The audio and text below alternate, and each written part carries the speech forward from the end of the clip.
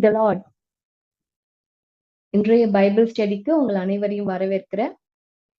நம்ம இன்றைய பைபிள் ஸ்டடிக்குள்ளாக செல்வதற்கு முன்பாக நம்ம ஒரு ப்ரேயர் பண்ணிட்டு நம்ம தொடங்கலாம். என்னோடு கூட ப்ரேயர் பண்ணுங்க. உங்களுக்காக நான் ப்ரேயர் பண்றேன். ஏசப்பா, உமக்கு ஸ்தோத்திரம் ஆண்டவரே.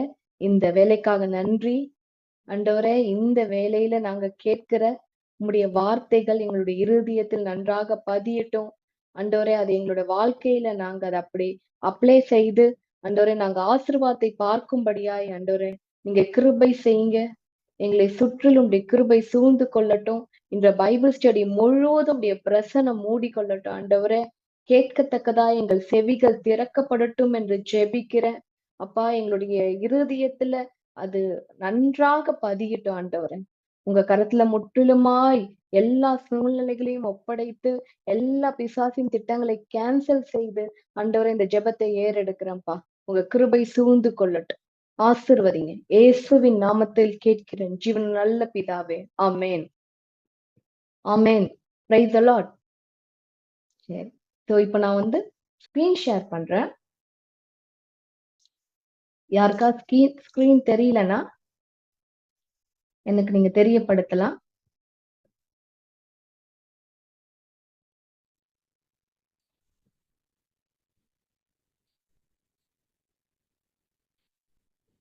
எல்லாருக்கும் ஸ்கிரீன் தெரியுது இல்லையா? தெரியாதவங்க எனக்கு ஸ்கிரீன் தெரியலன்னு தெரியப்படுத்தலாம். ஸோ மீண்டுமாக இந்த பைபிள் ஸ்டடிக்கு உங்களை வரவேற்கிறேன். இந்த பைபிள் ஸ்டடி எங்கள் ஊழியம் ஃப்ரீடம் அண்ட் ஜீசஸ் மினிஸ்ட்ரி சார்பாக ஏறெடுக்கிற கர்த்தருக்கு ஏறெடுக்கிற ஒரு ஊழியம். இதன் மூலமாக கர்த்தர் உங்களை ஆசீர்வதிக்கிறார் என்பதை நான் விசுவாசிக்கிறேன். தொடர்ந்து இந்த லைவ் மீட்டிங்ல பங்கு கொள்ளுங்க. இப்போ நம்ம இன்றைய Bible ஸ்டடிக்குள்ளாக பிரவேசிக்கலாம். The Woman the Secret Weapon of God என்ற தலைப்பின் கீழாக பெண்கள் கர்த்தருடைய கரத்தில் இருக்கும் ரகசிய ஆயுதம் என்ற தலைப்பின் கீழாக நாம் இன்று 16வது அமர்வுல இருக்கிறோம். செஷன் 16. கர்த்தருக்கு ஸ்தோத்திரம். இன்று கர்த்தர் இன்றைய பைபிள் ஸ்டடி மூலமாக வேத ஆராய்ச்சி மூலமாக கர்த்தர் உங்களோடு பல காரியங்களை பல ரகசியங்களை பேச போகிறாரு. ரொம்ப விசுவாசத்தோடும் ஆர்வத்தோடு இதை கேட்கும்படியாய் நான் கேட்டுக்கொள்றேன். வேகமாக நாம் இன்றைய பைபிள் ஸ்டடிக்குள்ளாக கடந்து செல்லலாம். இன்று எந்த தலைப்பின் கீழாக பார்க்க போறோம் என்றால், எல்லாருக்கும் ரொம்ப வேண்டிய தலைப்பு, ரொம்ப வேண்டிய காரியம் என்னது? ஜெபத்திற்கு பதில் வேண்டுமா? யாருக்கெல்லாம் ஜெபத்திற்கு பதில் வேண்டும்? எல்லாருக்கும் வேணும் இல்லையா? நம்ம ஆண்டவர்கிட்ட ஏதாவது ஒரு காரியத்திற்காக ஜெபிக்கிறோம் அப்படின்னா அதற்கு நிச்சயமாக பதில் வேண்டும் அப்படின்னு சொல்லி ஒவ்வொருத்தவங்களும் எதிர்பார்ப்போம். பல நேரங்கள்ல நம்ம ஜெபத்திற்கு பதில் கிடைக்கலன்னு சொல்லி நம்ம வேதனைப்பட்டு கொண்டிருக்கிற நாட்களும் இருந்திருக்கு. ஆனா இன்று நம்ம ஜெபத்திற்கு பதில் வேண்டும்னா என்ன பண்ணணும், எப்படி நமக்கு பதில் கிடைக்கும் அப்படின்னு சொல்லி வேத ஆராய்ச்சி மூலமாக நாம் பார்க்க போறோம். நம்மளுடைய வேதத்துல பார்த்தீங்கன்னா நம்மளுடைய எல்லா கேள்விகளுக்கும் பதில் இருக்கு. நம்மளுடைய எல்லா கேள்விகளுக்கும். அதனால நம்ம வேதத்தை ஆராய்ந்து பார்க்கிறவர்களா இருக்கணும். இப்ப பார்த்தீங்கன்னா இந்த பைபிள் ஸ்டடி அதற்கு உங்களுக்கு ஒரு உதவியாக இருக்கு. அதனால தொடர்ந்து இதை நீங்க அட்டென்ட் பண்ணும்படியா கேட்டுக்கொள்றேன். அது மட்டும் இல்லாம இதற்கு முன்பாக நம் கடந்த 15 செஷன்ஸ் மூலமாக நிறைய காரியங்கள் ஆண்டவர் உங்களோடு கூட பேசி இருக்கிறாரு. இதை யாராவது பார்க்கல, இப்ப ரெக்கார்டிங் வீடியோல பார்க்கிறீங்கன்னா முன்பாக நடந்த அந்த செஷன் வீடியோஸ் நம்மளுடைய official YouTube channel Jesus ministry official வீடியோல இருக்கு. ஃப்ரீடம் இன் ஜீசஸ் மினிஸ்ட்ரீஸ்ல நீங்க போய் அதை பார்க்கும்படியாய் கேட்டுக்கொள்றேன். இன்றைய பைபிள் ஸ்டடிக்குள்ளாக போகலாம். ஜெபத்திற்கு பதில் வேண்டுமா? சரி, இந்த வசனத்தை நம்ம வாசிக்கலாம். ரோமர் 12:12. யாராவது ஒருத்தங்க அன்மியூட் பண்ணிட்டு வாசிக்க முடியுமா? ரோமர் 12:12. நம்பிக்கையிலே சந்தோஷமாயிருங்கள், உபத்திரவத்திலே பொறுமையாயிருங்கள், ஜெபத்திலே உறுதியாய் தரித்திருங்கள். ரோமர் 12:12. Very good. நம்பிக்கையிலே சந்தோஷமாயிருங்கள், உபத்திரவத்திலே பொறுமையாயிருங்கள், ஜெபத்திலே உறுதியாய் தரித்திருங்கள். இந்த வசனத்தை பார்க்கும்போது ஏதோ ஒரு கட்டளை கொடுக்கிற ஒரு வசனம் போல நமக்கு தோன்றலாம். ஆனா இந்த வசனத்துல நம்முடைய ஜெபத்திற்கான பதில் அடங்கி இருக்கு. சோ இது வந்து ஒரு கீ, ஒரு சாவி போல. இந்த சாவியை வச்சுதான் நம்ம வந்து எப்படி ஜெபத்திற்கு நம்ம ஆண்டவர் பதில் தர போறாரு, எப்படி நம்ம பெற்றுக்கொள்ள போறோம் அப்படின்றத நம்ம கற்றுக்கொள்ள போறோம். இது வந்து ஜஸ்ட் ஒரு கட்டளையா இப்படி வாழணும் அப்படின்னு சொல்லி கொடுக்கப்பட்ட வசனம் வந்து போல உங்களுக்கு தோன்றினாலும் இல்ல, இதுல நமக்கான பதில் இருக்கு. மீண்டுமாக இதை நான் உங்களுக்கு வாசிக்கிறேன். நம்பிக்கையிலே சந்தோஷமாயிருங்கள், உபத்திரவத்திலே பொறுமையாயிருங்கள், ஜெபத்திலே உறுதியாய் தரித்திருங்கள். இப்ப நம்ம வேகமாக நம்ம பார்க்கலாம். முதலாவது நம்ம என்ன படித்தோம் அப்படின்னா, நம்பிக்கையிலே சந்தோஷமாயிருங்கள். என்ன சொல்லப்பட்டிருக்கு இங்கிலீஷ்ல? Constantly rejoicing in hope. இப்ப நான் உங்களுக்கு புரியுற மாதிரி சொல்லணும் அப்படின்னா, இப்ப நீங்க ஜெபிக்கிறீங்க, இப்ப ஜெபம் பண்ண போறீங்க. அதற்கு முன்பாக இந்த காரியங்களை உங்க வாழ்க்கையில இப்படி நீங்க இருக்கீங்களா, இப்படி நீங்க உறுதியா இந்த ஜெபத்துல இருந்தீங்கன்னா நிச்சயமா உங்க ஜெபத்திற்கு பதில் வரும். இததான் இப்போ ஆண்டவர் உங்களுக்கு விளக்கமா சொல்றாரு. இப்போ உங்க மேல உங்களால ரொம்ப நேசிக்கிறதுனால, என்னையும் உங்களையும் ரொம்ப நேசிக்கிறதுனால கர்த்தர் இந்த ரகசியங்களை நமக்கு கற்றுக் கொடுக்கிறார். நம்ம எல்லாருக்குமே ஒரு தேவை தானே, நம்ம எல்லாருடைய வாஞ்சை அதுதானே. நான் ஜெபிச்சா கர்த்தர் கேட்கணும். ஏன்னா நம்மளுடைய ஒரே நம்பிக்கை ஆண்டவர் தான். அவர்கிட்ட மட்டும்தான் நம்ம போக முடியும், அவர்கிட்ட மட்டும் தான் கேட்க முடியும். அப்படி நம்ம பண்ணுகிற அந்த ஜெபத்திற்கே நமக்கு வந்து ஒரு பதில் வருமா, வராதா, எப்படி நம்ம இந்த பதிலை பெற்றுக்கொள்ளலாம், இப்படி பலவிதமான குழப்பங்கள் இருக்குமானால் நமக்கு என்னதான் நம்பிக்கை? நம்ம யார்கிட்டதான் போய் சொல்ல முடியும்? அதற்காக தான் ஆண்டவர் இப்ப என்ன சொல்லிட்டு இருக்காரு அப்படின்னா, நீங்க ஜெபத்தை பெற்றுக்கொள்வதற்கு இந்த காரியங்களை உங்க வாழ்க்கையில அப்படியே நீங்க என்ன பண்ணுங்க, ஃபாலோ பண்ணுங்க. அதை பின்பற்றணும். ரகசியத்தை சொல்லி கொடுக்கிறார், கீஸ கொடுக்கிறார். கையில என்ன கொடுக்கிறாரு? சாவியை கொடுக்கிறார். இனி உங்க கரத்துலதான் இருக்கு. அந்த சாவியை வைத்து நீங்க திறக்க போறீங்களா என்ன அப்படின்றது. சரியா? இப்ப பாருங்க, நம்பிக்கையிலே சந்தோஷமா இருங்கள். என்ன நம்பிக்கை? இப்ப ஜெபம் பண்றதுக்கு முன்னாடி நமக்கு என்ன நம்பிக்கை இருக்கும்? முதல் பாயிண்ட் இதுதான். இப்ப நீங்க ஜெபத்துக்கு உட்கார்றீங்க. அப்போ இங்க வசனம் சொல்லுது, நம்பிக்கையிலே சந்தோஷமா இருங்க, உங்க ஜெபத்திற்கு பதில் வரும். அப்ப என்ன நம்பிக்கை? அடுத்தது போகலாம். இப்போ நம்பிக்கை, ஃபெய்த் அப்படின்னு இருக்கு. அதுக்கு ஆப்போசிட் என்னன்னு பாத்தீங்கன்னா சந்தேகம். என்னது? சந்தேகம். இப்ப இந்த முன்னாடி படித்த அந்த வரிக்கான ஆழமான அர்த்தத்தை தான் இப்ப நம்ம பார்க்க போறோம். இப்ப நம்ம ஜெபத்துல உட்கார்ந்தாவே பிசாசு நமக்குள்ள திணிக்கிற ஒரு விஷயம் என்ன தெரியுமா? சந்தேகம். நம்ம உட்காரும் போதே தோணும், நான் இதெல்லாம் கேட்க போறேனே ஆண்டவர்கிட்ட, இதனுடைய பார்வைக்கு பெரிய விஷயமா இருக்கே, இதெல்லாம் நடக்குமா நடக்காதா? ஒருவேளை ஆண்டவர் பெரியவர் தான், அவர் என் ஜெபத்தை கேட்பாரு, அவர் வந்து எதையும் செய்ய வல்லமை உள்ளவர் தான், நான் ஜெபித்தா கேட்பாரா அப்படின்னு ஒரு விதமான சந்தேகத்தை பிசாசு உங்க இருதயத்துல எழுப்பலாம்.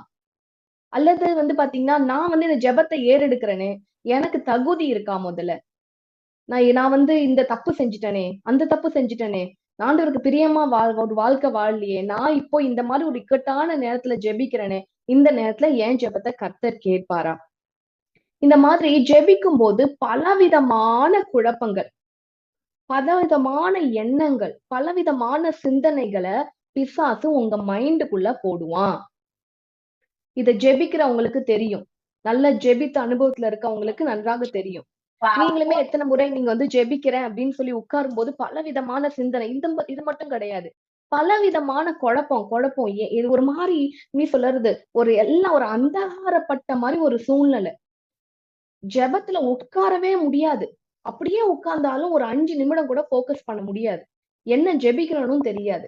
மனசுக்குள்ள பலவிதமான கேள்விகள் அப்படியே எழும்பிக்கிட்டே இருக்கும். இதெல்லாம் என்னன்னா பிசாசுடைய தந்திரம். நல்லா புரிந்து கொள்ளுங்க. நீங்க தேவனிடத்தில் ஜெபிக்கிற ஜெபம், அது தேவனுக்கு பிரியமான ஜெபமும், அது வந்து தேவனுக்கு உகந்த ஜெபமா இருக்குமானால் நிச்சயமா இந்த ஜெபம் கேட்கப்படும். புரிந்து கொண்டீங்களா? ஆண்டவர் நமக்கு நல்ல தகப்பனா இருக்கிறார். நீங்க அவர்கிட்ட பசிக்குதுன்னு கேட்டா நிச்சயமா உங்களுக்கு சாப்பாடு தருவார். நான் ஒரு எக்ஸாம்பிளுக்காக சொல்றேன். அது போல உங்களோட பல தேவைகள் இருக்கு. உங்களுக்கு பசி, சாப்பாடு போன்ற பலவிதமான தேவைகள் உங்களுக்கு வாழ்க்கையில இருக்கலாம். பலவிதமான போராட்டங்கள் இருக்கலாம். அத்தனைக்கும் தேவனிடத்தில் தேவனிடத்தில் பதில் உண்டு. அந்த பதில நீங்க பெற்றுக்கொள்ள முடியும். ஆனா அதற்கு முன்பாக நீங்க முதலாவது உங்ககிட்ட இருந்து நீக்க வேண்டியது என்னது? சந்தேகம். இப்ப முன்பாக இருக்க இந்த வசனத்தை பார்க்கலாம். அந்த வசனத்துல முதல் பாயிண்ட் ஏற்கனவே உங்களுக்கு படித்து காமிச்சேன். நம்பிக்கையில் சந்தோஷமாய் இருங்கள். என்னது? நம்பிக்கையில் சந்தோஷமாய் இருங்கள். அதுக்கு ஆப்போசிட் என்ன? சந்தேகம். இப்போ என்ன நம்பிக்கை? இப்ப நீங்க உட்கார்றீங்க, இத மாதிரி பலவிதமான குழப்பங்கள்லாம் உங்களுக்கு வந்துட்டு இருக்கு. நான் என்னதான் பண்றது? அந்த குழப்பத்தை என்னதான் பண்றது அப்படின்னு உங்ககிட்ட ஒரு கேள்வி இருக்கலாம். அப்போ நமக்கு வேதம் ஒரு பதில கொடுத்திருக்கு. என்ன பதில் கொடுத்திருக்கு? நீங்க ஜெபத்துல இருக்கும்போது, எப்படி ஜெபத்துல உட்காரும் போது, ஜெபிக்கணும்னு நினைக்கும் போது என்ன பண்ணணும்? நம்பிக்கையில சந்தோஷமா இருக்கணும். அப்ப என்ன நம்பிக்கையில சந்தோஷமா இருக்கு? அப்படி சந்தோஷமா இருந்தாதான் பதில் வரும் இல்லையா? அப்ப எந்த நம்பிக்கை? நன்றாக புரிந்து கொள்ளுங்க. பல விதமான குழப்பங்கள் உங்களுக்கு வந்து கொண்டிருக்கு அப்படின்னா, அப்ப நீங்க என்ன நம்பிக்கையில நம்ம சந்தோஷமா இருக்கணும்? இதோ பாருங்க, ஸ்கிரீன்ல பாக்குறீங்கல்ல, இதோ உங்களுக்காக ஆண்டவர் 6 மணி நேரம் போராடி தன்னுடைய ஜீவனை கொடுத்து சிலுவையில குற்றுயிரா தொங்கி இன்னும் அவ்வளவு வேதனைப்பட்டு, அவ்வளவு அடிபட்டு, அவ்வளவு சகித்தது யாருக்காக? யாருக்காக? எனக்காகவும் உங்களுக்காகவும். இப்படி ஒரு சர்வ வல்லமையுள்ள தேவன் எனக்காக ஜீவனை கொடுப்பதற்காக இந்த பூமியில வந்து ஜீவனையும் கொடுத்து இவ்வளவு காரியங்களை சகித்திருப்பாரானால் எனக்கு மற்றதெல்லாம் செய்ய மாட்டாரா? எப்பேற்பட்ட நம்பிக்கை உங்களுக்குள்ள இருக்கணும்? எந்த நம்பிக்கையில நீங்க சந்தோஷப்பட்டு கொண்டே இருக்கணும்? தேவன் எனக்காக ஜீவனையே கொடுத்தாரானால், தேவன் எனக்காக பாடுபட்டு மடித்திருப்பாரானால், எனக்காக உரிமை பாராட்டி சொல்லணும், எனக்காக அவர் மரித்தார், எனக்காக பாடுபட்டார், என்னுடைய சாபங்களை ஏற்றுக்கொண்டார், என்னுடைய துக்கங்களை ஏற்றுக்கொண்டார். அப்படி அவர் எனக்காக இதை செய்திருப்பானால், ஆனால் இப்ப நான் ஜெபிக்கிற ஜெபத்திற்கும் நிச்சயமாக பதில் கொடுப்பார் அப்படின்ற ஒரு நம்பிக்கை உங்களுக்குள்ளாக இருக்கணும். இது எப்பயுமே உங்க மனசை விட்டு அகலக்கூடாது. இந்த நம்பிக்கையை நீங்க என்ன பண்ணணும்? அதை நினைத்து பார்த்து சந்தோஷப்படணும். எனக்காக ஒருத்தர் மரிச்சிருக்கிறாருப்பா. யார் எனக்கு எது செய்யாட்டாலும் பரவாயில்ல, ஏசப்பா எனக்காக மரித்திருக்கிறாரு அப்படி நீங்க நினைச்சு நினைச்சு சந்தோஷப்பட்டீங்கன்னா உங்களுக்கு அந்த சந்தேகம் போயிடும். புரிந்து கொண்டீங்களா? பிசாசுக்கு முதல் அடி. புரிந்து கொண்டீங்களா? அடுத்தது அந்த வசனத்துல என்ன சொல்லப்பட்டிருக்கு? உபத்திரவத்திலே பொறுமையாயிருங்கள். என்னங்க ஜெபத்தை பத்தி பார்க்கும்போது உபத்திரவத்திலே பொறுமையாயிருங்கள் அப்படின்னு சொல்லப்பட்டிருக்கே. அப்படின்னா என்ன? நம்ம கஷ்டத்தை சகிச்சுக்கிட்டே இருக்கணுமா? அப்பதான் ஜெபம் கேட்கப்படுமா அப்படின்னு நீங்க நினைத்தீங்கன்னா அப்படி அல்ல. இப்போ நம்ம ஜெபம் பண்ணும்போது என்னென்ன மாதிரியான சூழ்நிலைக்குள்ளாக நம்ம போவோம் அப்படின்றதா இந்த வசனத்துல கர்த்தர் சொல்லியிருக்கிறார். முதல்ல சந்தேகம் வரும். சந்தேகம் வந்தா நம்ம என்ன பண்ணணும்? ஆண்டவர் நமக்காக செய்ததை நினைத்து சந்தோஷப்பட்டு அந்த சந்தேகத்தை புறம்பாக தள்ளணும். அடுத்தது உபத்திரவத்திலே பொறுமையா இருங்கள் இங்க சொல்லப்பட்டிருக்கு இல்லையா? இதுக்கு என்ன அர்த்தம் தெரியுமா? நீங்க ஜெபிக்கும் போது பிரச்சனை அதிகமாகும். எந்த காரியத்திற்காக நீங்க ஜெபிக்கிறீங்களோ அந்த காரியத்துல உங்களுக்கு போராட்டம் அதிகமாகும், உபத்திரவம் அதிகமாகும். அப்படி ஆகும்போது நீங்க என்ன பண்ணணும்? பொறுமையா இருக்கணும். இங்கிலீஷ்ல என்ன சொல்லப்பட்டிருக்கு? steadfast and patient. steadfastனா என்னன்னா உறுதியான பொறுமை. என்ன பொறுமை? steadfastங்கிறது உறுதியான பொறுமை. என்ன நடந்தாலும் சரி, என் கண்களுக்கு முன்பாக அது எப்பேற்பட்ட காரியமாய் தோன்றினால் நான் ஜெபிச்சிட்டு இருக்கேன். என் பிள்ளையோட உடம்புல இருக்க ஏதோ ஒரு பிரச்சனை சரியாகும், நான் ஜெபிச்சிட்டு இருக்கேன். ஆனா ஜெபிச்சிட்டு இருக்கும் போது என் கண்களுக்கு முன்பாக அந்த பிரச்சனை பெருசாகிக்கிட்டே போகுதுன்னு வச்சுக்கோங்களேன். நீங்க என்ன பண்ணக்கூடாது? ஜெபத்தை நிறுத்த கூடாது. இது உங்களுக்கு ஒரு சைன். என்ன சைன்னா, உங்க உபத்திரவம் பெருகுச்சுன்னா என்ன அர்த்தம்னா உங்களுக்கு கர்த்தர் பதில் கொடுக்க போறாரு, நீங்க ஜெயத்தை பார்க்க போறீங்க, பிசாசை நீங்க மேற்கொள்ள போறீங்க அப்படின்றதுக்கு ஒரு அடையாளம் தான் உபத்திரவம். அந்த உபத்திரவத்தை பார்த்துட்டு நீங்க என்ன பண்ணக்கூடாது? அப்படியே சோர்ந்து போய் உட்கார்ந்துடக்கூடாது. இப்ப புரிஞ்சிட்டீங்களா? 2வது கீ உங்களுக்கு சாவி என்னன்னு தெரியுதா? ஜெபிக்கும் போது பிரச்சனை பெருசாகும். நான் உங்களுக்கு ஒரு காரியத்தை என் வாழ்க்கையில் நடந்த ஒரு சம்பவத்தை சொல்றேன். நான் எப்பயுமே காலையில எழுந்து ஜெபிக்கிற பழக்கம் எனக்கு இருக்கு. அதிகாலை, அதாவது ஒரு அதிகாலையிலும் எழுந்து ஜெபிப்பேன். அதற்கு அப்புறமும் பாத்தீங்கன்னா ஒரு 6 மணி 7 மணி இது போல எழுந்து ஜெபிக்கிற பழக்கம் எனக்கு இருக்கு. பார்த்தீங்க அப்படின்னா, அப்போ ஒரு தடவ நான் ஜெபித்துக் கொண்டிருக்கிறேன். அப்போ எங்க வீட்ல வேலை செஞ்சுட்டு இருக்க ஒரு பெண் என்கிட்ட வராங்க. ஜெபிக்கிற சமயத்துல நான் எங்க ஜெபிப்பேன்னு தெரியும். அந்த இடத்துல வந்து அந்த பெண் வந்து சொல்றாங்க, "அக்கா எனக்கு ரொம்ப வயிறு வலிக்குதுக்கா. தாங்கவே முடியலக்கா" அப்படின்னு சொல்றாங்க. இது வந்து ஒரு 5 வருஷத்துக்கு முன்னாடி நடந்தது. அப்போ எனக்கு வந்து என்னப்பா அப்படின்னு கேட்கும்போது, அவங்க மறுபடியும் சொல்றாங்க, "இது மாசம் மாசம் எனக்கு அந்த பெயின் வரும். இது தாங்க முடியாத வலியா இருக்கு. என்னால சுத்தமா முடியல. நான் என்ன பண்றது? என்னால வலி தாங்க முடியலன்னு" துடிக்கிறாங்க அப்படி. இப்படி இருக்கும்போது நான் ஜெபிச்சு கொண்டிருக்கேன். அப்போ அந்த நேரத்துல வந்து என்கிட்ட சொல்லும்போது, சரி எனக்கு ரொம்ப வேதனை. அவங்களுடைய வலி வேதனைய பார்க்க முடியல. உடனே வா நான் ஜெபிக்கிறேன் உனக்காக அப்படின்னு சொல்லிட்டு, அப்படியே என் பக்கத்துல உட்கார வைத்து, அவங்க வயித்துல கை வைத்து ஜெபிச்சேன். அப்படியே ஜெபிச்சுட்டு இருக்கும்போது, நான் ஜெபிக்க ஆண்டவரே அவங்களுக்காக பாரப்பட்டு பரிந்து பேசி ஜெபிக்கிறேன். ஜெபிக்கும்போது என்ன ஆகுது அப்படின்னா, அவங்களுக்கு வலி பயங்கரமா ஆகுது. இன்னும் அதிகமாகுது. முடியல, முடியல, முடியல. தாங்கல, தாங்கலன்றாங்க. நான் ஜெபிக்காத போது கூட நல்லா இருந்தாங்க போல இருக்கு. ஜெபிக்கும்போது இன்னும் அதிகமா வலி அதிகமாகுது. எனக்கு ரொம்ப கஷ்டமாயிடுச்சு. ரொம்ப கஷ்டமாயிடுச்சு. நான் வந்து ஓரளவுக்கு ஜெபிச்சுட்டு, அ அந்த அந்த பெண்கிட்ட நான் சொல்லிட்டேன். நீ கீழ போ. நீ அந்த ஜெபிச்சுட்டு வரேன். நான் மாடியில இருந்து ஜெபிச்சுட்டு இருக்கேன். நீ கீழ போ. நான் வரேன்." அப்படின்னு சொல்லிட்டு, அவங்கள அனுப்பி வச்சுட்டு ஆண்டவர்ட்ட அழறேன். அப்படி அழறேன். "ஆண்டவரே என்ன ஆண்டவரே! நான் அந்த அந்த பொண்ணு நல்லா இருக்கணும்னு தானே ஜெபிச்சேன். அவ வலி போகணும்னு தானே ஜெபிச்சேன். நான் ஜெபிக்க அதிகமாகுதே!" அப்படின்னு சொல்லி எனக்கு ரொம்ப வேதனைப்பட்டு ஆண்டவர்கிட்ட கண்ணீர் விட்டு நான் அழுதுட்டு, என் ஜெபத்த முடிச்சுட்டு கீழ வந்துட்டேன். இருந்தாலும் மனசு தாங்கவே இல்ல. உடனே நான் வந்து என்னுடைய ஹஸ்பண்ட் பாஸ்டர் கிட்ட நான் வந்து சொல்றேன் போயிட்டு. இந்த மாரி நம்ம வீட்ல வேலை செய்றவங்களுக்காக நான் ஜெபிச்சேன். எனக்கு என்னன்னே தெரியல. நான் ஜெபிக்கும்போது தான் அந்த அந்த பொண்ணுக்கு இன்னும் அதிகமான வலி உண்டாயிடுச்சு. என்னால தாங்கவே முடியல. இதுக்கு நான் ஜெபிக்காமலே இருந்திருக்கலாம். சாதாரண வலியோட போயிருக்கும். அப்படின்னு சொல்லி சொன்னேன். சொன்ன உடனே பாஸ்டர் என்ன சொன்னாங்க, "இல்ல நீ அந்த பொண்ண கூப்பிடு" அப்படின்னாங்க. அப்போ நான் கூப்பிட்டேன். நான் வந்து கூப்பிட்டேன். கூப்பிட்டுட்டு அவங்களுக்காக மறுபடியுமா அவங்க சொல்ல நான் திரும்பியும் மறுபடியுமா நீ எப்படி ஜெபிச்சியோ அதே மாரியே ஜெபி அப்படின்னு சொன்னாங்க.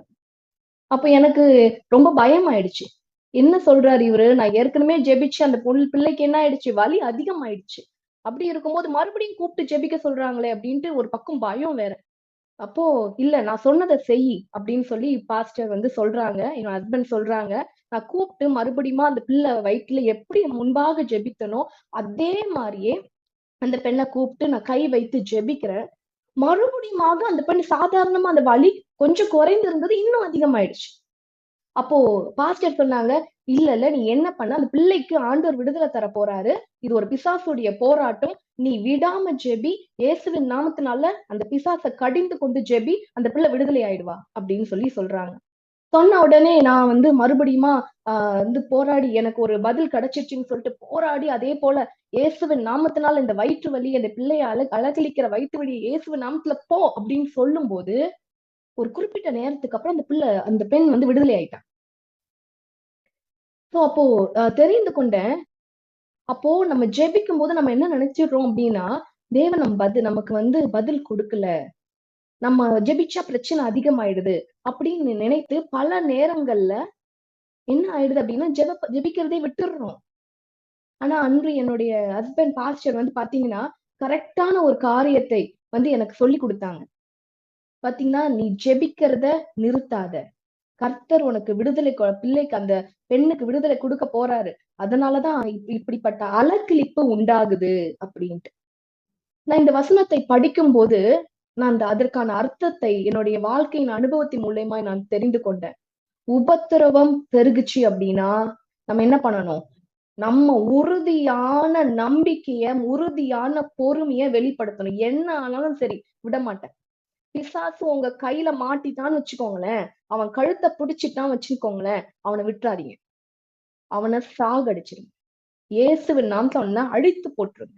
இதுதான் ஜெபத்துல நம்ம பெற்றுக்கொள்ற வெற்றி. உபத்திரவத்துல எப்படி இருக்கக்கூடாது?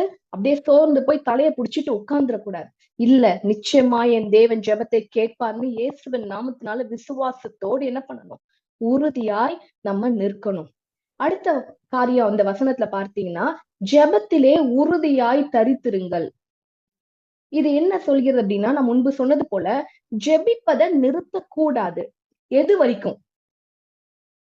வரைக்கும் நம்ம நிறுத்தக்கூடாது. நம்ம ஜெபித்துக் கொண்டே இருக்கிற எவ்வளவு நேரம் நான் ஜெபித்துக் கொண்டே இருப்பது. சோ நான் உங்களுக்கு போன செஷன்ல சொன்னேன், பதில் கிடைக்கிற வரைக்கும் ஜெபிக்கணும் தான். அது நான் உங்களுக்கு போன செஷன்ல சொல்லி கொடுத்தேன். ஆனாலும் இன்னும் கூட ஆழமாய் உங்களுக்கு நான் சொல்ல வேண்டுமானால், நீங்கள் ஜெபிக்கிறீங்க. உங்க உள்ளுக்குள்ள போராடிக்கொண்டே இருக்கிறீங்க.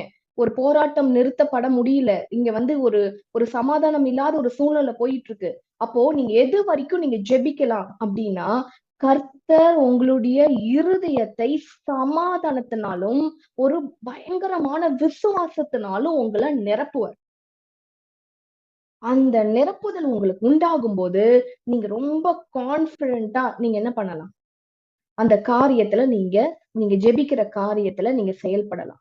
நீங்க அது வரைக்கும் நீங்க எந்த காரியத்திற்காக ஜெபிக்கிறீங்களோ அது வரைக்கும் நீங்க உறுதியாய் ஜெபத்துல நீங்க தரித்திருக்கணும். அதற்கு முன்பாக எது நடந்தாலும் அதை பத்தி நம்ம என்ன பண்ணக்கூடாது, சோர்ந்து போக கூடாது. அதை பற்றி நம்ம கவலைப்படாம நல்ல உறுதியாய் ஜெபிக்கணும். மீண்டுமா இந்த வசனம் பாத்தீங்கன்னா, இப்ப நான் உங்களுக்கு சொன்ன வசனத்துல நம்பிக்கையிலே சந்தோஷமாயிருங்கள், உபத்திரவத்திலே பொறுமையாயிருங்கள், ஜெபத்திலே உறுதியாய் தரித்திருங்கள். ரோமர் 12:12 எழுதி வைத்துக் கொள்ளுங்க. இது நமக்கு சொல்லப்பட்டது போல ஒரு கீ. இந்த சாவியை வைத்து ஜெபத்துல நம்ம பதிலை பெற்றுக் கொள்கிறவர்களாய் மாறணும். இப்ப அடுத்ததா போகலாம். நான் உங்களுக்கு வேதத்தின் அடிப்படையில என்னுடைய சொந்த எக்ஸ்பீரியன்ஸ் உங்களுக்கு நான் ஷேர் பண்ணேன். இப்போ வேதத்துல இதே போன்ற ஒரு அனுபவம் ஒருத்தருக்கு இருக்கு. பார்க்கலாமா அவர் யாருன்னு? தானியேல் அதிகாரம் 10 உங்களுக்காக வாசிக்கிறேன். அந்த நாட்களில் தானியேல் ஆகிய நான் 3 வாரம் முழுவதும் துக்கித்துக் கொண்டிருந்தேன். என்ன பண்றாருன்னா, ஒரு வேதனை அவர் உள்ளத்துக்குள்ள, ஒரு வேதனை. அந்த வேதனை நிமித்தம் அவர் என்ன பண்றாருன்னா, துக்கித்து ஃபாஸ்ட் பண்ணி பிரேயர் பண்ணிட்டு இருக்காரு. அவரு ஃபாஸ்டிங் இருந்து ஜெபித்து கொண்டிருக்கிறார். இப்ப பாத்தீங்க, அடுத்த வசனத்துல அது கிளியரா நமக்கு சொல்லப்பட்டிருக்கு. அந்த 3 வாரங்களாகிய நாட்கள் நிறைவேறும் மட்டும் ருசிகரமான அப்பத்தை நான் புசிக்கவும் இல்லை, இறைச்சியும் திராட்சை ரசமும் என் வாய்க்குள் போகவும் இல்லை, நான் பரிமள தைலம் பூசிக்கொள்ளவும் இல்லை. அதாவது எல்லாத்தையும் விட்டுட்டு அந்த துக்கத்தின் மிகுதியினால எதையுமே அவர் செஞ்சுக்காம அப்படியே ஆண்டவர் பாதத்துல உட்கார்ந்து அப்படியே அழுது கொண்டுகிட்டே இருக்கிறார். இது எத்தனாவது வசனத்துல இந்த வார்த்தை சொல்லப்பட்டிருக்கு? 3வது வசனத்துல. தானியேல் அதிகாரம் 10 3ஆம் வசனத்துல. அடுத்து பார்த்தீங்க அப்படின்னா 12ஆம் வசனத்துல பாருங்க. அப்பொழுது அவன் என்னை நோக்கி, தானியேலே பயப்படாதே, நீ அறிவை அடைகிறதற்கும் உன்னை உன்னுடைய தேவனுக்கு முன்பாக சிறுமைப்படுத்துகிறதற்கும் உன் மனதை செலுத்தின முதல் நாள் துவங்கி உன் வார்த்தைகள் கேட்கப்பட்டது. உன் வார்த்தைகளின் நிமித்தம் நான் வந்தேன். இப்போ இந்த வசனத்தை நான் படித்த உடனே உங்களுக்கு குழப்பமா இருக்கலாம், இன்னும் ஒரு கனெக்ஷனே இல்லை அப்படின்ட்டு. நான் உங்களுக்கு தெளிவுபடுத்துறேன். இப்போ தானியேல் என்ன பண்றாரு அப்படின்னா, உபவாசம் இருந்து ஜெபிக்கிறார். என்ன காரியம் நம்ம இப்ப பார்க்க வேண்டாம், சரிங்களா? அவர் ஒரு காரியத்திற்காக உபவாசம் வந்து ஜெபிக்கிறார். அப்படியே ஜெபித்து கொண்டே இருக்கிறாரு, அப்படியே போராடி ஜெபித்து கொண்டே இருக்கிறாரு. இன்னும் சொல்ல போனா பல நாட்கள் ஜெபித்து கொண்டே இருக்கிறார். அப்படி இருக்கும்போது அவருக்கான பதிலை ஒரு தூதன் கொண்டு வரார். என்னது? ஒரு ஏஞ்சல். அவர் என்ன பண்றாரு, அவர் வந்து அந்த தானியேல தட்டி, பயப்படாத தானியேல், நான் உனக்கான பதில கொண்டு வந்திருக்கிறேன் அப்படின்னு அந்த தூதன் சொல்வது மட்டும் இல்லாம அவர் என்ன சொல்றாரு, நல்லா கவனிங்க. உன் மனதை செலுத்தின முதல் நாள் துவங்கி உன் வார்த்தைகள் கேட்கப்பட்டது. என்ன புரிந்து கொண்டீங்களா? என்னன்னா, தானியேல் முட்டி போட்டு ஜெபிக்கிறதுக்காக உட்கார்றாரு இல்லையா? உட்கார்ந்து ஜெபிக்க ஆரம்பிக்கிறார் இல்லையா?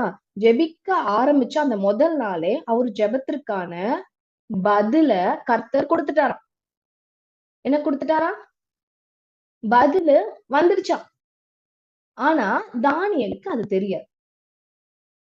ஆனா அந்த பதில எடுத்துக்கொண்டு தூதன் வருவதற்கு எத்தனை நாள்னா, ஒரு குறிப்பிட்ட நாட்களுக்கு அப்புறம் தான் அந்த தூதன் வந்து தானியேல சந்திக்க வந்து, உனக்கு இந்த மாதிரி பதில கர்த்தர் கொடுத்துட்டாரு, நீ ஃபர்ஸ்ட் டேவே உனக்கு கொடுத்துட்டாரு, நீ முட்டி போட்டு ஜெபிக்க ஆரம்பிச்ச பாரு, முதல் நாளே அந்த பதில கொடுத்துட்டாரு அப்படின்னு சொல்றாரு. அப்போ ஏன் இவ்வளவு டிலே? ஏன் பதில் கிடைக்கல? தானியலுக்கு தான் ஃபர்ஸ்ட் டேவே ஆண்டவர் பதில் கொடுத்துட்டாருல. இப்ப பதில் தெரிஞ்சிருக்கணும்ல. ஆண்டவர் சொன்னா தூதனுக்கு என்ன வேலை? உடனே கொண்டு வந்து கொடுக்க வேண்டியதானே? ஏன் இத்தனை நாள் டிலே பண்ணாரு? எத்தனை நாள் கூட பார்க்கலாம் நம்ம. இங்க பாருங்க, பெர்சியா அடுத்த வசனம் 13வது வசனத்துல என்ன சொல்லப்பட்டிருக்கு, அதுக்கான ரீசனை ஏஞ்சல் சொல்றாரு. பெர்சியா ராஜ்யத்தின் அதிபதி 21 நாள் மட்டும் என்னோடே எதிர்த்து நின்னான். ஆனாலும் பிரதான அதிபதியில் ஒருவனாகிய மிகாவேல் எனக்கு உதவியாக வந்தான்.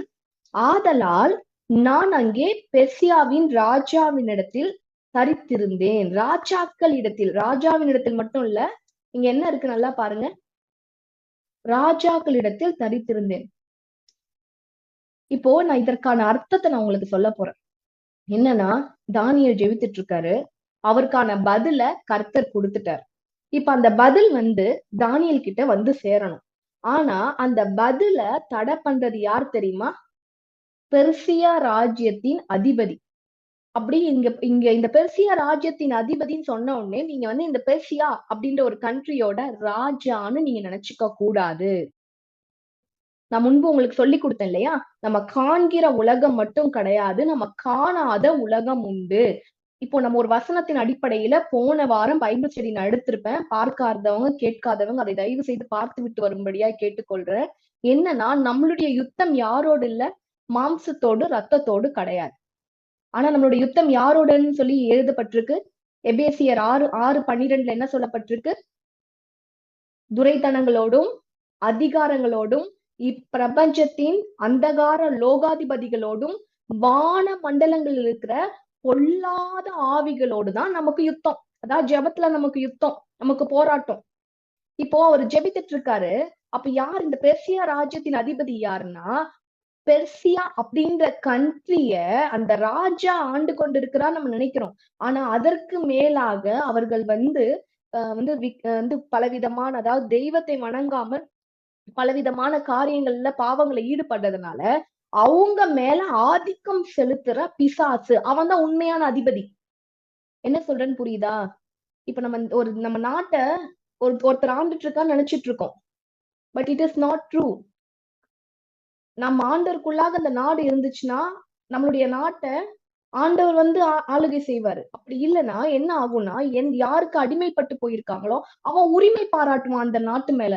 அந்த பிசாசு என்ன பண்ணும், எனக்குரிய காரியத்தை இந்த நாடு செய்து கொண்டிருக்கு, அதனால இந்த நாட்டு மேல நான் தான் அதிபதியா இருப்பேன் அப்படின்னு சொல்லி அந்த பிசாசு உரிமை பாராட்டுவான். அந்த அதிபதி தான், அந்த வான மண்டலங்கள் இருக்கிற பொல்லாத ஆவிதான் இந்த பெர்சியா நாட்டு அதிபதி. இவன் மனிதன் அல்ல, ஒரு அசுத்த கிரியை, அசுத்த ஆவி. இவன் என்ன பண்றான்னா 26 நாள் மட்டும் அந்த பதில தானியேல் கிட்ட வந்து சேராம அவன் தடை பண்ணிட்டு இருக்கான். புரிந்து கொண்டீங்களா? அதனாலதான் டிலே. இப்போ யார் அதை கொண்டு வர்றது அப்படின்னா, ஒரு தூதன் கொண்டு வர்றாரு, சரிங்களா? சோ அப்ப தூதன் கொண்டு வரும்போது அவர் உள்ள வர முடியல, தானியேல் கிட்ட வர முடியாம ஒரு போராட்டம் நடக்குது.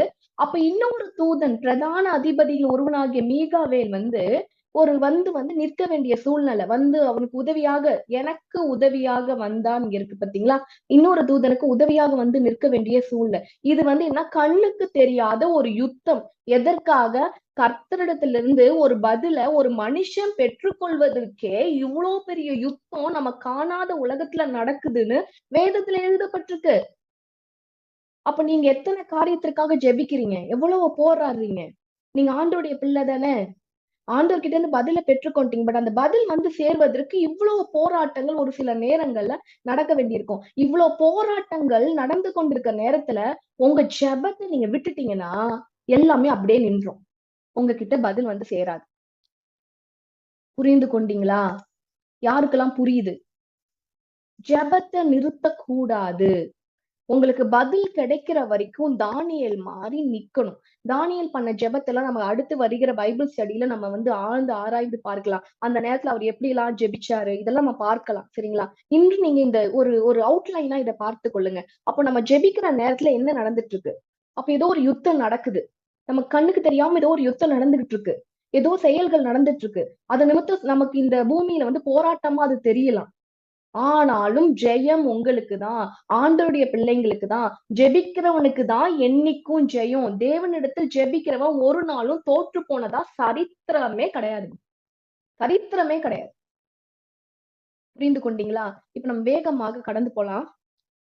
இப்போ இந்த போல இந்த யுத்தத்தை பார்த்து நம்ம என்ன பண்ண இந்த நம்ம சொந்த கண்களால இதை பார்க்க முடியலன்றதுனால பல நேரம் நம்ம என்ன பண்ணிடுறோம்னா பயங்கரமா சோர்ந்து போயிடுறோம். ரொம்ப வேதனை நமக்கு வந்துருது.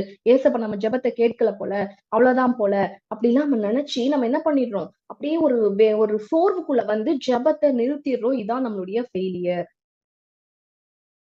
சரியா? கடைசியா அந்த தானியேல் கடைசி வரைக்கும் அந்த ஜெபத்துல உறுதியா இருந்ததுனால, தரித்து இருந்ததுனால என்ன வந்தது? அவருக்கு வேண்டிய பதில் இந்த 14வது வசனத்துல இருக்கு. கடைசி நாட்களில் உன் ஜனங்களுக்கு சம்பவிப்பதை உனக்கு தெரிய பண்ணும்படிக்கு வந்தேன் அப்படின்னு சொல்லி பதிலையும் சொல்லிடுவார் அந்த ஏஞ்சல். சோ இப்ப பார்த்தீங்க அப்படின்னா உங்களுக்கு இந்த இந்த இந்த காரியத்துக்காக தான் தானியேல் ஜெபித்து கொண்டிருந்தார். இன்னும் கூட நான் உங்களுக்கு புரியிற மாதிரி ஒரு சம்பவத்தின் மூலமாக இதை நான் விளக்க விருப்பப்படுறேன். ரொம்ப கவனமாய் கேளுங்க. உங்க வாழ்க்கைக்கு ரொம்ப ஆசீர்வாதமா இருக்கும். இப்ப இந்த ஸ்கிரீன்ல தெரியுது பாத்தீங்களா? தெரிகிறார்ல, அவர் யாருன்னா டேவிட் பால் யாங்கிச்சோ. இவரு சவுத் கொரியா அப்படின்ற ஒரு தேசத்தையே மாற்றி அமைச்ச ஒரு பாஸ்டர். நல்ல ஜெபிக்கிற ஒரு பாஸ்டர். இவரோட வாழ்க்கையில ஒரு சம்பவம் நடந்துச்சு. கூர்ந்து கவனிங்க. உங்களுக்கும் எனக்கும் ரொம்ப பிரயோஜனமா இருக்கும். இவர் ஒரு பெரிய பாஸ்டர். சொல்லப் போனா உங்களுக்கு நார்த் கொரியா, சவுத் கொரியான்னு அந்த கண்ட்ரி பிரிக்கப்பட்டது. நார்த் கொரியால வன்முறை, கலவரம் அப்படி ரொம்ப மோசமான சூழ்நிலை. இன்னைய வரைக்கும் உலக நாடுகள் நார்த் கொரியாவை பார்த்து பயந்துட்டு இருக்கு. அவங்க எப்ப குண்டு போடுவாங்களோ, எப்ப உலகத்தை அடிப்பாங்களோ, அப்படிப்பட்ட அணு ஆயுதங்கள்லாம் தயாரித்து வைத்திருக்கிற பிசாசின் ஆதிக்கத்துக்குள்ளாக இருக்கிற ஒரு நாடாய் அப்படி போராடிக்கிட்டு இருக்காங்க உலக நாடுகளே. இப்படி நார்த் கொரியால இப்படி இருக்கும்போது சவுத் பக்கம் இருக்கிற அந்த நாட்டுல இந்த ஒரு பாஸ்டர் எழும்பி அந்த தேசத்தையே மாற்றிட்டார். சவுத் கொரியா அப்படி ஒரு வளர்ந்த நாடா இருக்கு, செழிப்பான நாடா இருக்கு. இப்ப பார்த்தீங்கன்னா இந்த பாஸ்டர் வாழ்க்கையில ஒரு சம்பவம் நடந்திருக்கு. என்னன்னா அவருக்கு 3 பிள்ளைகள், 3 மகன்கள். அப்போ அந்த 3 மகன்ல 2வது மகன் பாத்தீங்கன்னா எலிமெண்டரி ஸ்கூல்ல படிச்சிட்டு இருந்தார். ஸ்கூல்ல படிச்சிட்டு இருக்காரு. ஸ்கூல்ல படிச்சிட்டு இருக்கும்போது நமக்கு தெரியும், நம்ம பிள்ளைங்க எல்லாம் ஸ்கூல் முடிஞ்ச உடனே பக்கத்துல இருக்க ஏதாவது கடையில போயிட்டு ஏதாவது வாங்கி சாப்பிடுவாங்கல்ல. அது போல இவரோட பிள்ளையும் உங்க ஃப்ரெண்ட்ஸ் எல்லாரும் சேர்ந்து பக்கத்துல இருக்க ஒரு கடையில போயிட்டு ஏதோ ஒரு தின்பண்டத்தை வாங்கி சாப்பிட்டுருக்காங்க. சாப்பிட்ட உடனே என்ன ஆயிடுச்சு அப்படின்னா எல்லா பிள்ளைங்களும் மயங்கி விழுந்துட்டாங்க. அப்படி மயங்கி விழுந்துட்ட உடனே கொஞ்ச நேரத்துல பாத்தீங்கன்னா ஆன் ஸ்பாட்ல எல்லா பிள்ளைங்களும் அப்படியே செத்து செத்து விழுந்துடுறாங்க. என்ன நடக்குதுன்னே புரியல. அப்புறம்தான் கண்டுபிடிக்கிறாங்க. அந்த கடைக்காரர் மூலமாக ஒரு பாய்சன், ஒரு விஷம் தடவப்பட்ட தின்பண்டம் அந்த பிள்ளைங்க சாகணும்னு சொல்லி கொடுக்கப்பட்டிருக்கு. கடுமையான விஷம். அந்த விஷம் தடவின அந்த தின்பண்டத்தை இவரோட பிள்ளை 2வது பிள்ளையும் சாப்பிட்டுடுறாரு. அப்ப பாஸ்டர் நம்ம பாலியான்சோ என்ன பண்றாருன்னா ஒரு மீட்டிங்ல இருக்காரு. ஒரு ஒரு மீட்டிங்ல ப்ரீச் பண்ணிட்டு இருக்காரு. இப்போ இந்த மாதிரி ஒரு சம்பவம் நடந்துருச்சு. இது அவங்க மனைவிக்கு தெரியப்படுத்துறாங்க. சோ வீட்டுக்கு அந்த பிள்ளைய கூட்டு வந்துடுறாங்க. கூட்டு வந்த உடனே என்ன ஆயிடுது அப்படின்னா போன் பண்ணி சொல்றாங்க பாலியாங்சோக்கு, இந்த மாதிரி பாஸ்டர் இந்த மாதிரி நம்மளுடைய 2வது பிள்ளை இந்த மாதிரி உயிருக்கு போராடி கொண்டிருக்கிறான், நீங்க உடனே வாங்க அப்படின்ட்டு. இவரும் அடிச்சு பிடிச்சு வீட்டுக்கு பார்த்தா ஒரு பிள்ளை பாத்தீங்கன்னா அப்படியே ஜுரத்துல அப்படியே துடித்து கொண்டு அப்படியே அவருடைய சரீரம் எல்லாம் நடுங்கிக்கிட்டு அப்படி கிடக்குறாரு அந்த பிள்ளை. இவருக்கு என்ன பண்றதுன்னே தெரியல. இவரும் பெரிய பாஸ்டர் இல்லையா? உடனே அவர் என்ன பண்றாருன்னா அவர் சபையில இருக்க நம்ம டாக்டர்ஸ்க்கு எல்லாம் போன் போட்டு, பெரிய சபைங்க, கிட்டத்தட்ட 8 லட்சம் பேர் இருக்காங்க அவங்க சபையில. 8,50,000 பேர் மெம்பர்ஸ் மட்டும் இருக்கிறாங்க அவருடைய சபையில. அப்படி இருக்கும்போது அவரு சபையில இருக்க அத்தனை டாக்டர்ஸ்க்கும் போன் அடிக்கிறார். போன் அடிச்சு என் பிள்ளை இப்படி ஒரு சூழ்நிலையில இருக்கான், விஷம் தடவின ஒரு தின்பண்டத்தை சாப்பிட்டுட்டான், எப்படியாவது வாங்க காப்பாத்துங்க அப்படின்னு சொல்லிட்டு போன் அடிக்கிறார். போன் பண்ணும்போது எல்லாருமே என்ன சொல்றாங்க, இல்ல அது கடுமையான விஷம், காப்பாற்றவே முடியாது, டூ லேட், இனிமே நாங்க உங்க பிள்ளை சாகிறத எங்களால பார்க்க முடியாதுன்னு சொல்லி ஒவ்வொரு டாக்டர்ஸும் இப்படி சொல்லிடுறாங்க. சரி ஹாஸ்பிட்டலுக்காவது கூட்டிட்டு போலாமா அப்படின்னு அவர் கேட்கும்போது, இல்ல இதுக்கு மேல ஒண்ணுமே பண்ண முடியாது. அந்த விஷம் தடவை சாப்பிட்ட பிள்ளைங்க 30 பேர் ஏற்கனவே மறிச்சிட்டாங்க. இப்போ உங்க பிள்ளை அட்லீஸ்ட் வீட்டுக்காவது வந்திருக்கான் அப்படின்னு நீங்க பார்த்துக்கலாம் அப்படின்ற மாதிரி சொல்லிட்டாங்க. அது ரொம்ப வேதனை. இவரால் தாங்க முடியல. உடனே இவர் என்ன பண்றாரு, நமக்கு வேற வழி இல்ல, ஆண்டவர் தான் நமக்கு வழி அப்படின்னு சொல்லிட்டு போய் ஜெபிக்கிறார். அந்த பிள்ளைக்காக ஜெபிக்கிறார். ஜெபிக்கிறாரு. அவருக்கு நல்லா தெரியுது. பயங்கர சந்தேகம், அந்தகாரம் இருந்தா சாதாரண விஷயமா பிள்ளை வந்து சாக கிடக்குது. சாக கிடக்குற பிள்ளைய சுகமாக்குங்கன்னு ஜெபிக்கணும். பாஸ்டரா இருந்தாலும் மனுஷனாச்சே. ஜெபிக்கிறாரு. அவரு ஜெபம் வந்து அப்படியே அந்தகாரமா தோணுது. ஜெபிக்க முடியல. இப்படி ஒரு சூழ்நிலை இருக்கும்போது அவரு ஜெபிக்கிறாரு. ஜெபித்து கொஞ்ச நேரத்துல பாக்குறாரு, பிள்ளையோட உடம்பு எல்லாம் சில்லுன்னு ஆயிடுச்சு. என்ன ஆயிடுச்சு? சில்லுன்னு ஆயிடுச்சு. அப்படியே எல்லாம் அப்படியே ஒரு மாறி ஆயிடுச்சு. என்ன பண்றது தெரியல. தெரிஞ்சிருச்சு பாஸ்டருக்கு, பிள்ளை செத்துட்டான். என்னாச்சு? பிள்ளை மரித்து போயிட்டான் அப்படின்னு நல்லா தெரிஞ்சிருச்சு. ஆனாலும் இவரு வந்து என்னன்னா, இல்ல இல்ல இல்ல. என்ன என்ன பண்றாரு? நான் மறுபடியுமா அப்ப பிசாசு வந்து அவன் ஜெபிச்சதுக்கு அப்புறம் வந்து அவன் பிள்ளை இறந்து போயிட்டான் இவர் கண்டுபிடிச்சதுக்கு அப்புறம் பிசாசு அவன் காதுல வந்து சொல்றான், எவ்வளவு பெரிய பாஸ்டர் நீங்க, உன் பிள்ளைய உன்னால ஜெபித்து காப்பாற்ற முடியல, ஜெபிக்கிறதே வேஸ்ட் அப்படின்னு சொல்லி பிசாசு வந்து காதுல பேசுறான். இவருக்கு என்ன செய்வதென்று தெரியல. ஆனாலும் அவர் என்ன முடிவு பண்றாரு தெரியுமா? என்ன முடிவு பண்றாரு? இந்த பிள்ளை என் தேவனுக்கு நான் ஜெபித்தேன்னா திரும்ப இந்த பிள்ளைய உயிர்ப்பிக்க என் தேவனால கூடும் அப்படின்னு விசுவாசிச்சு மறுபடியுமாய் நான் போய் ஜெபிக்கிறேன். என் பிள்ளைக்கு ஜீவன் தரணும்னு ஜெபிக்கிறேன் அப்படின்னு சொல்லி மறுபடியும் முட்டி போட்டு 1 மணி நேரம் ஜெபிக்கிறார். 1 மணி நேரம் ஜெபித்து முடித்தக்கு அப்புறம் பார்த்தா ஒரு மாற்றமும் இல்ல. பிள்ளை எந்த ஒரு இதுவும் காட்டல. மறுபடியுமா என்ன பண்றா பிசாசு வந்து பயங்கர ஒரு அந்தகாரம் இவரை சூழ்ந்து கொள்ளுது.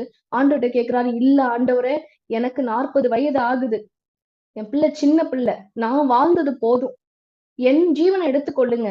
என் பிள்ளைய வாழட்டும். அவன் இந்த பூமியில வாழட்டும் ஆண்டவரே அப்படின்னு சொல்லி தன் பிள்ளைக்காக தன்னுடைய உயிரை பணயம் வைத்து ஆண்டவர்கிட்ட ஜெபிக்கிறார்.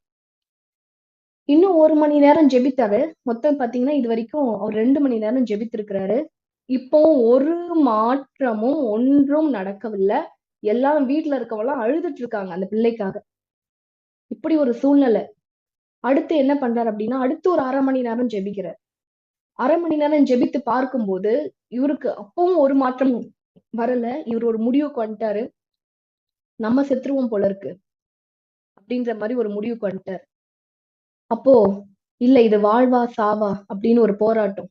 நான் வந்து கடைசி வரைக்கும் போராடி பார்க்கிறேன். என் உடம்புல ஜீவன் இருக்கிற வரைக்கும் நான் போராடி பார்க்கிறேன். ஏன்னா இது சாதாரண விஷயம் கிடையாது.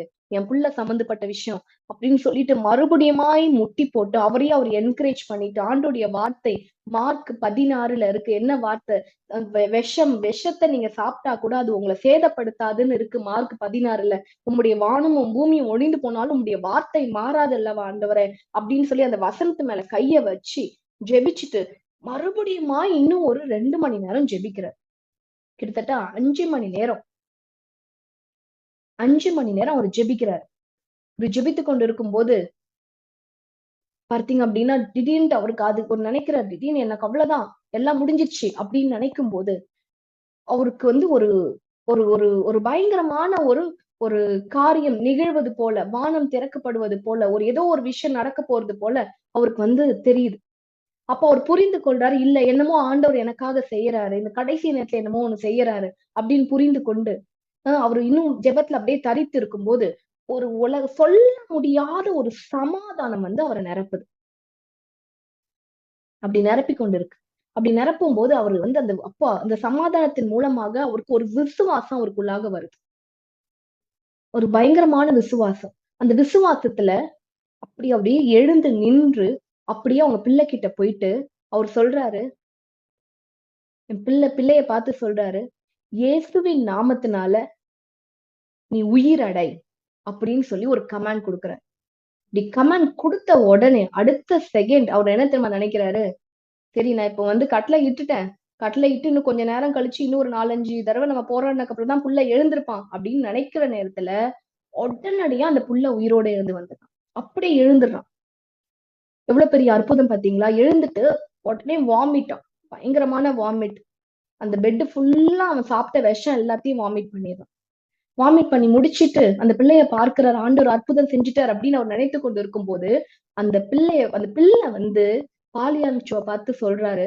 என்ன சொல்றான் அப்படின்னா, அப்பா சே தேங்க்யூ டு ஜீசஸ் அப்படின்னு சொல்றான். உடனே இவருக்கு ஒண்ணும் புரியல. எங்க ஜீசஸ் அப்படின்னு சொல்லி கேட்கிறாரு. இதோ என் பக்கத்துலதான் இருக்கிறாரு அவரு அப்படின்னு இந்த பிள்ளை சொல்றான். இன்னும் எனக்கு அவர் கண்ணெல்லாம் நல்லா இப்படி இப்படி பண்ணி பார்த்தாலும் அவருக்கு ஒண்ணும் புரியல. ஜீசஸ் கண்ணுக்கு தெரியல அவருக்கு. சே தேங்க்யூ டு ஜீசஸ் பா அப்படின்னு மறுபடியுமா சொல்றான். இவருக்கு ஒண்ணும் புரியாதுன்னா அந்த பிள்ளை விலைக்கு சொல்றான், அப்பா நான் வந்து ஒரு குறிப்பிட்ட நேரத்துல எனக்கு பயங்கரமான உடம்புல வலி வந்து என்னுடைய ஆவி வந்து என் உடம்ப விட்டு வெளியே வந்துருச்சுப்பா. அதுக்கப்புறம் எனக்கு ரொம்ப ஒரு சமாதானமா இருந்தது. என்னை பாத்தீங்கன்னா நான் எப்படி ஃபீல் பண்ணேன் அப்படின்னா, இப்படி சமாதானமா நான் ஃபீல் பண்ணி கொண்டு இருக்கும்போது நான் கொஞ்சம் ரியலைஸ் பண்ணி பார்க்கும்போது, உணர்ந்து பார்க்கும்போது அப்படியே இயேசுவின் கரங்களால நான் அணைக்கப்பட்டு இருந்தேன். அப்போ நான் நிறைய தூதர்களை பார்த்தேன். அது மட்டும் இல்லாம நம்மளுடைய சபையிலிருந்து மரித்து போன நிறைய நபர்களையும் நான் பார்த்தேன். அவர்கள்லாம் சொன்னாங்க, இந்த பையன் என்னோட பாஸ்டரோட பையன் அப்படிலாம் சொல்லி என்னை தட்டி கொடுத்தாங்க. எனக்கு ரொம்ப சந்தோஷமான சூழ்நிலையா இருந்தது. நான் அப்ப ஏசப்பா கிட்ட சொன்னேன், ஏசப்பா போதும் ஆண்டவரே நம்ம வீட்டுக்கு போகலாம், எனக்கு ரொம்ப சந்தோஷமா இருக்கு அப்படின்னு நான் சொன்னேன். ஆனா அதற்கு ஏசப்பா சொன்னாரு, இல்ல, உன்னுடைய அப்பா உன்னை போக விட மாட்டாரு. என்ன சொன்னாராம்? உங்க அப்பா உன்னை போக விட மாட்டாரு அப்படின்னு சொல்லி சொன்னாராம். உடனே மறுபடியுமா வந்து அந்த பையன், இல்ல ஏசப்பா எனக்கு ரொம்ப சந்தோஷமா இருக்கு, நான் மறுபடியுமா இந்த பூமிக்கு போக விரும்பல, நான் உங்க கூடயே வந்துடுறேன், என்ன நீங்க பரலோகம் கூட்டு போயிடுங்க அப்படின்னு அந்த பிள்ளை கேட்கும்போது, நோ நோ நோ நோ, உங்க அப்பா உன்னை போக விட மாட்டாரு, அவர் உன்னை போக விட மாட்டார். மறுபடியும் அந்த பிள்ளை போகணும் அப்படின்னு சொல்லும் போது, இல்ல, உங்க அப்பா உன்னை போக விட மாட்டாரு, you go to the earth அப்படின்னு சொல்லி ஆண்டவர் என்னுடைய ஜீவனை மறுபடியுமா என் உடம்புல செலுத்தினாரு. நான் அப்புறம் இப்படி எழுந்து உட்கார்ந்து நான் பேசிட்டு இருக்கேன் அப்படின்னு சொல்லி அந்த பிள்ளை சொன்னாராம். புரிந்து கொண்டீங்களா? அந்த மனுஷன் அந்த பாஸ்டர் மட்டும் அந்த 1/2 மணி நேரம் அந்த பிள்ளை இறந்து போன உடனே எல்லாம் முடிஞ்சிச்சு அப்படின்னு சொல்லிட்டு அவர் பின்வாங்கி வந்திருந்தாருன்னா, இன்னைய வரைக்கும் உங்க பிள்ளை ஊழியம் செஞ்சுட்டு இருக்கிறாருங்க சவுத் கொரியால. பல பேருக்கு ஆசீர்வாதமா இருக்கிறாரு.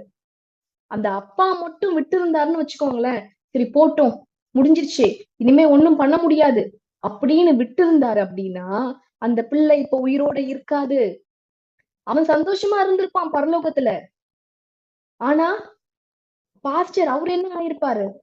சோர்ந்து போயிருப்பாரு. வேதனை ஊழியத்திலேயே ஒரு பெரிய ஒரு பாதிப்பா இருக்கும். வாழ்க்கை ஃபுல்லா பெரிய ஒரு பாதிப்பா இருக்கும்.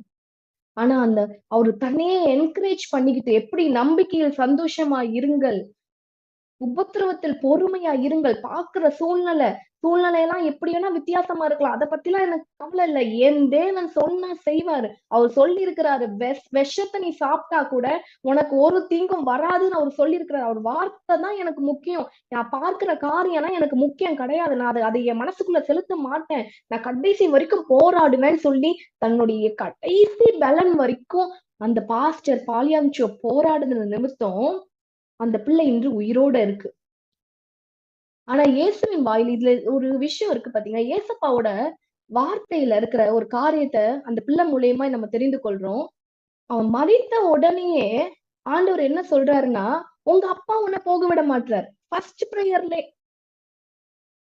அப்ப ஆண்டவர் ஒரு முடிவுக்கு வந்துட்டார். ஆண்டவருக்கு ஒரு முடிவு வந்துட்டார் அப்படின்னா, அந்த பிள்ளைய மறுபடியுமா பூமிக்கு அனுப்பணும்ட்டு அவர் முதல்ல முட்டி போட்டு ஜெபிக்கும் போதே அவர் வந்து அந்த கட்டளையை கொடுத்துட்டாரு. ஜெபத்துக்கான பதில் வந்துருச்சு. ஆனா அது அவர் கையில வந்து சேர்வதற்குள்ளாக எவ்வளவு போராட்டம், எவ்வளவு சந்தேகங்களை பிசாசு எழுப்புறான். ஐயோ நீ பெரிய பாஸ்டர் இல்ல, உன் ஜெபத்துக்கு பதில் வரல பாரு, நீ பெரிய பாஸ்டரா இருந்து என்ன புண்ணியம், நீ எல்லாருக்கும் போய் இயேசு சுகமாக்குவார் சொல்றியே, உன் பிள்ளை செத்து கிடக்குதே, இப்படி போட்ட சந்தேகத்தெல்லாம் அந்த பிசாசு எழுப்பி எப்படியெல்லாம் அந்த மனுஷனை குழப்பணும்னு சொல்லி பார்த்தாரு. யோசிச்சு பாருங்க. நிச்சயமாய் கர்த்தர் நம் ஜெபத்திற்கான பதிலை கொடுப்பார். விசுவாசிக்கணும். நம்ம சோர்ந்து போயிடக்கூடாது. சோர்ந்து போகாமல் எப்பவும் ஜெபம் பண்ணணும். இப்ப உங்களுக்கு புரிந்து விட்டதா? ஜெபத்திற்கான பதில் என்ன? ஜெபத்தை பெற்றுக்கொள்வதற்கு ஒரே வழி, இந்த வசனத்தை பிடித்துக் கொள்ளுங்க. என்ன வசனம்? ரோமர் 12:12 மறக்கவே கூடாது. நம்பிக்கையில சந்தோஷமா இருக்கணும். என்ன நம்பிக்கை? இயேசு எனக்காக மரித்திருக்கிறார், எனக்காக ஜீவனையே கொடுக்க கூடுமானால் அதனோடு கூட எல்லாவற்றையும் கொடுக்க அவர் போதுமானவராய் இருக்கிறார். சொந்த குமாரன் என்று பாராமல் இந்த உலகத்திற்காக அவர் கொடுத்திருப்பாரானால் அதனோடு சேர்த்து எல்லாவற்றையும் கொடுக்க அவர் நிச்சயமாய் அவரால் கூடும் சொல்லி ஒரு நம்பிக்கை, அந்த நம்பிக்கையை நினைச்சு நினைச்சு சந்தோஷப்படும். அடுத்து என்ன பண்ணணும்? உபத்திரவத்துல பொறுமையா இருக்கணும். உறுதியான பொறுமை. என்ன வேணா சூழ்நிலை என் கண்ணுக்கு முன்னாடி எப்படி வேணா எது வேணா நடக்கட்டும், நான் ஜெபிக்கிறத நிறுத்த மாட்டேன். எனக்குள்ள ஒரு சமாதானமும் எனக்குள்ள ஒரு விசுவாசத்தையும் கர்த்தர் கொடுக்கிற வரைக்கும் நான் என் ஜெபத்தை நிறுத்த மாட்டேன் அப்படின்னு சொல்லி போராடி ஜெபிக்கணும். மூன்றாவதாக, கடைசியாக கர்த்தர் உங்களுக்குள்ள இந்த சமாதானத்தையும் விசுவாசத்தையும் கொடுக்கிற வரைக்கும் நீங்க என்ன பண்ணணும்? அந்த காரியத்துல இருந்து எழுந்திருக்க கூடாது. அப்படியே விட்டு கொடுத்துட கூடாது. You should not give up. நன்றாக புரிந்து கொள்ளுங்க. பிசாசு தோற்று போனவன், ஏற்கனவே வீழ்த்தப்பட்டவன். அவனை பெரிய காரியமெல்லாம் பார்க்காதீங்க. ஏற்கனவே இயேசு அவன் தலையை நசுக்கிட்டாரு. அவனுடைய பலன் எல்லாம் உரிந்து கொண்டார்.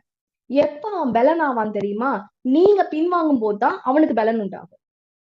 நீங்க விட்டு கொடுக்கும் போதுதான் அவன் மேலோங்கிற மாதிரி காட்டுவான். உங்களுக்கு முன்னாடி அப்படியே ஒண்ணும் நடக்காது போல பொய்ய பேசி பேசி ஏமாத்துவான். நம்பாதீங்க.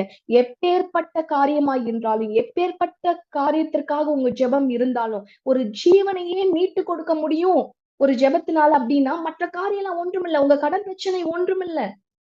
உங்களுடைய பிள்ளைகளுடைய வாழ்க்கை ஒன்றும் கிடையாது. உங்களுக்கு குடும்பத்துல சமாதானம் இல்லாத சூழ்நிலையா, உங்க கணவர் மாறணுமா, அதெல்லாம் ஒரு விஷயமே கிடையாது. உறுதியா இருங்க. இன்று ஒரு முடிவெடுங்க. நான் ஜெபிக்க போறேன். என்னுடைய காரியத்திற்காக நான் ஜெபிக்க போறேன். மற்றவர்கள்ல என் முழங்கால்கள் நான் முடக்கிறேன். என் தேவன் எனக்காக செய்வார் அப்படின்னு சொல்லி விசுவாசத்தோடு இன்று நீங்க உங்க முழங்கால்களை முடக்கி கர்த்தரிடத்தில் கேளுங்க. நிச்சயமாய் உங்களுக்கு பதில் வரும். நிச்சயமாய் உங்களுக்கான பதில், உங்களுக்கான சமாதானமான பதில் ஆண்டவரிடத்துல இருந்து வரும். ஜெபிப்போமா? Pray and don't give up. Luke 18:1. ஜெபிங்க. சோர்ந்து போகாம ஜெபிங்க. இப்ப நம்ம அர்ப்பணித்து ஜெபிக்கலாமா? இன்று முதல் நான் இந்த ஜெபத்திற்காக என்னை அர்ப்பணிக்கிறேன் ஆண்டவரே. கேட்பீங்களா? இது உங்க வாழ்க்கையை மாற்றும். இன்றைய செய்தி உங்க வாழ்க்கையை மாற்ற போகுது. உங்க வாழ்க்கைக்கான பதில் ஒவ்வொருவருக்கும் வேண்டியது அதுதான். நான் ஜெபிக்கணும், நான் பதில பெற்றுக்கொள்ளணும் அப்படின்றதான் ஒவ்வொருத்தங்களோட விருப்பமா இருக்கு. நீங்க கண்களை மூடுங்க. நான் உங்களுக்காக ஜெபிக்கிறேன். கர்த்தர் உங்களுக்கு இந்த ஜெப ஆவியை இன்று உங்களுக்கு ஊற்றுவார். இதை ரெக்கார்டிங் மூலியமாய் கேட்டுக்கொண்டிருந்தாலும் சரி, இந்த நேரத்துல ஒரு அசாத்திய வல்லமை, ஒரு சூப்பர் நேச்சுரல் பவர் உங்களை மூடும். சாதாரணமா ஜெபிக்க முடியாது. ஜெபிப்பதற்கு ஒரு பலன் வேணும். சாதாரணமாய் கர்த்தரிடத்தில் வேண்டுதல் செய்ய முடியாது. ஏன்னா பிசாசுடைய போராட்டம், அதை தடை செய்வதற்கு அவன் அப்படி போராடுவான். நம்ம ஜெபத்துல அவனை ஜெயிக்கணும்னா நமக்கு பரிசுத்த ஆவியானுடைய பலன் வேணும். இப்ப அந்த ஆவியானுடைய பலன் உங்களை நிரப்ப போகுது. நான் உங்களுக்காக ஜெபிக்க போறேன். இயேசுவே உமக்கு ஸ்தோத்திரம்ப்பா. சர்வ வல்லமையுள்ள தேவனே, அப்பா, இன்று நாங்க கேட்ட வார்த்தைகளின்படி, இந்த பைபிள் ஸ்டடியின்படி ஆண்டவரே நாங்கள் உம்முடைய வல்லமையை இப்போ பெற்றுக்கொள்ளணும். ஜெப ஆவியினால் எங்களை நிரப்புங்க ஆண்டவரே. உம்முடைய பரிசுத்த ஆவியானவர் ஜெபிக்கத்தக்கதான பலத்தை எங்களுக்குள்ளாய் கொடுக்கும்படியாய் ஜெபிக்கிற ஆண்டவரே நீங்க இப்போ ஜெபித்துக் கொண்டிருக்க ஒவ்வொருவர் மேலும் ஊற்றப்படுவீராக. உம்முடைய ஜெப அபிஷேகம் ஒவ்வொருவரையும் நிரப்பட்டும் என்று ஜெபிக்கிற மணிக்கணக்காக ஜெபிக்கிறவர்களா இவர்களை மாற்றுங்க ஆண்டவரே. கர்த்தரிடத்திலிருந்து ஜெயத்தை பெற்றுக்கொள்கிறவளாய் ஒவ்வொருவரையும் மாற்றும்படியாய் ஜெபிக்கிற ஆண்டவரே இன்று எந்த காரியத்திற்காக ஜெபிக்கிறார்களோ, இன்று முதல் நான் ஜெபிக்க போறேன் அப்படின்னு சொல்லி முடிவெடுத்து ஜெபிக்கிறார்களோ, அந்த காரியத்துல ஆண்டவரே ஒரு பதிலை இன்று அவர்களுக்கு தரும்படியாய் ஜெபிக்கிறேன். அவர்கள் அதை கண்கூடாய் பார்க்கும்படியாய் ஜெபிக்கிறேன். என் தேவனால் கூடாத காரியம் ஒன்றுமில்லை என்று ஆண்டவரே அவர்கள் வெளியே வந்து சாட்சியாய் நிற்கும்படியாய், அவர்கள் ஜெபத்திற்கு நீர் பதில் கொடுக்கும்படியாய் ஜெபிக்கிற ஆண்டவர். உங்க கரத்துல முற்றிலுமாய் அர்ப்பணித்து ஜெபிக்க ஆசீர்வதிங்க. இயேசுவின் நாமத்தில் கேட்கிறோம் நல்ல பிதாவே. ஆமென், ஆமென்.